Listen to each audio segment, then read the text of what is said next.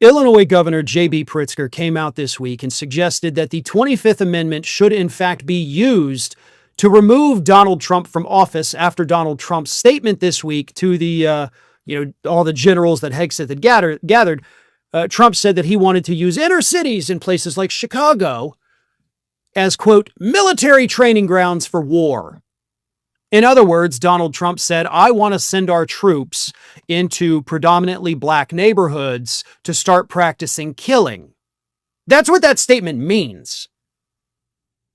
And JB Pritzker, the governor of Illinois, came out and said, this is now at the point where the 25th Amendment has to be used to remove this man from office. There is something deeply wrong with him. And for the record, I agree 100% with everything Pritzker said. And to be honest, his calls for the 25th Amendment, he's not the first person in the last few months to call for that, and he won't be the last either. But that's not even the most powerful thing that he said. You know, one of the things I absolutely love about Pritzker is that he is a phenomenal public speaker. I mean, really just a moving, intelligent, perfect speaker almost. Because he also said this. In any other country, if federal agents fired upon journalists and protesters when unprovoked, what would we call it? If federal agents marched down busy streets harassing civilians and demanding their papers, what would we say? I don't think we'd have any trouble calling it what it is, authoritarianism. So let's not pretend it's something else when it happens in our American cities. Because that's such a brilliant statement.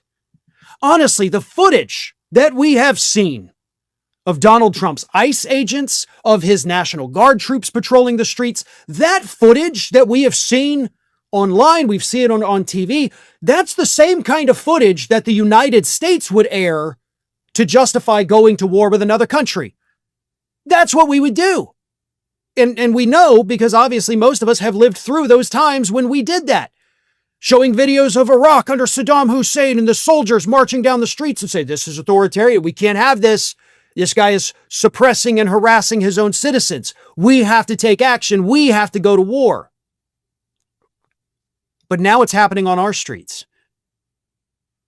Now we're that country where our leader, who thinks he is a dictator with dementia, is sending the military, threatening to send more military across the country to harass his political enemies and anybody who's not of the ethnicity that Donald Trump prefers. We have racial cleansing and political retribution.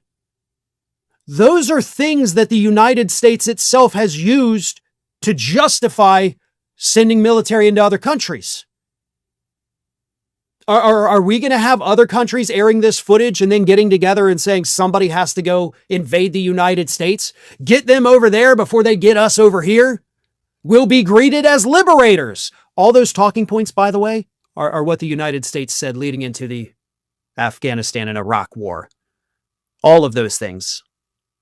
And those very same things, maybe other countries are saying about us today. Maybe Russia and China have gotten together and said, wow, have you seen what these guys are doing? That's making what we do look, like child's play. We need to stop them because they're making the rest of us look bad. Either way, this country is at a point where most of us never thought we would see this in our lifetime. Even after Donald Trump won the election, we still could not have fathomed how bad it would be. How bad it would be politically, how bad it would be militarily, how bad it would be economically, especially as quickly as this.